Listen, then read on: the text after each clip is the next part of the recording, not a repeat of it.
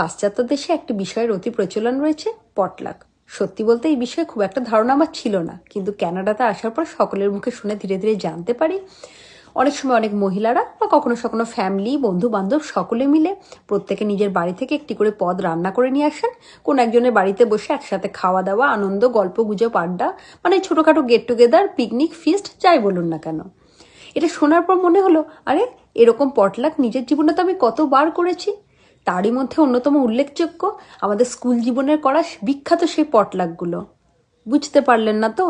আমি স্কুলের টিফিন পিরিয়ডের মুড়ি পিকনিকের কথা বলছি। আমি তো গার্লস স্কুলে পড়তাম। অনেক সময় অনেক বান্ধবীরা মিলেই প্ল্যান করে করতাম সেই মুড়ি পিকনিক। সবাই নিজের বাড়ি থেকে একটা করে জিনিস নিয়ে যেতাম, যার পক্ষে যা সম্ভব হতো। মুড়ি, আলু সেদ্ধ, পেঁয়াজ কুচি, লঙ্কা কুচি, শশা কুচি, চপ, সিঙ্গাড়া, বেগনি, এমনকি ছোট শিশিতে করে সর্ষের তেলও। তারপর স্কুলের টিফিন পিরিয়ডে খবরের কাগজের মধ্যে সবকিছু ঢেলে ভালোভাবে একসাথে মাখানো হতো। রীতিমতো সেই মুড়ি মাখা খাওয়ার জন্য কাড়াকাড়ি পড়ে যেত।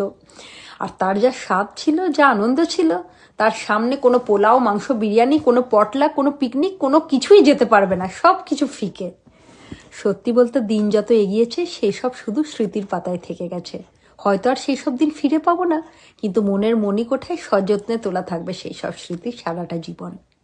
আচ্ছা, আপনারা আমার মতন কে কে মুড়ি পিকনিক করেছেন স্কুলের টিফিন পিরিয়ডে? কমেন্টে লিখে জানাবেন কিন্তু।